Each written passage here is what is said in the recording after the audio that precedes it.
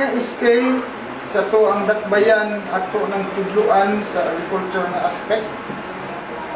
Aron nga masunod pud sa ila nga alimpatakan kung unsa ka importante ang agriculture nga sektor, kay nakita nato puros cellphone ang mga batanon karon. So one way of swaying them tudluan nato sila kung unsa ang mahinungdanon asa nagikan ang ilang gipangkaon. Nalipay kong dako na nahimo na to ni sa RIC, na hope we will extend this.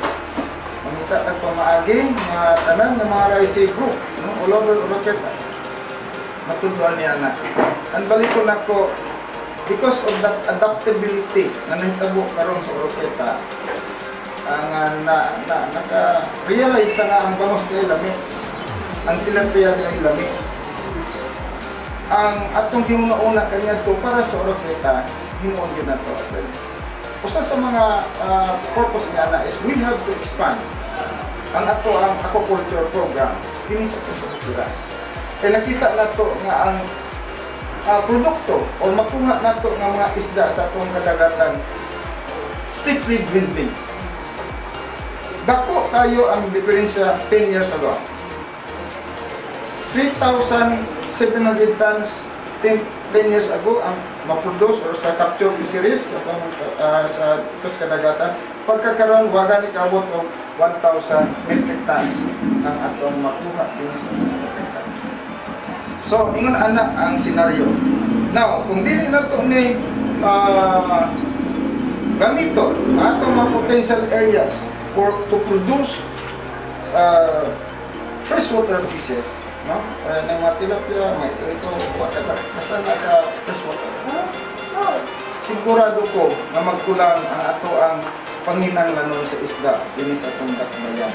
Isipon na to, ang per capita consumption sa isda is something like 166 kilos per person per annum. 85,000 ang population sa Oroqueta. So you can imagine that. Mo manggali na susaman ini. Balikon nako nga dako ang talipay sa atong kampo manisanon mo ang balikon nako nga adaptability sa maong mga species sa isda susama sa bangos ug tilapia na adapt na or na dawat na sa taga Oroqueta.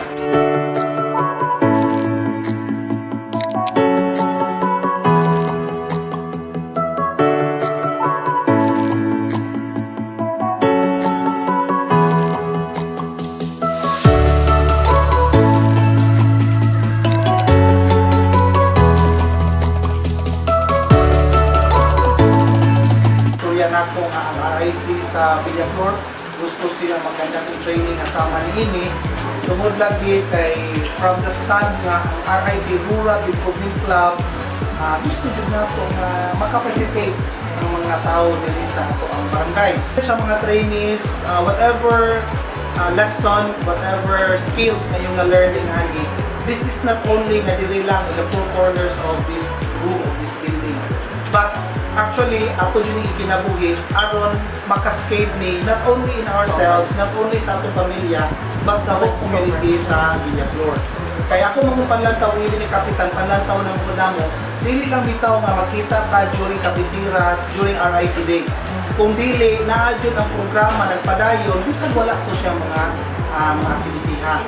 And then, sa pag-anak, nga eventually kung go na yun siya, na natay katong boning o sa mga plano nato sa ato ang RIC, eventually makabaligya ta, no? Makabaligya or makaunsa mangali, and then maka-income po actually, no? At least ma-self-sufficient na po ta sa ato ang sa kaugalingon.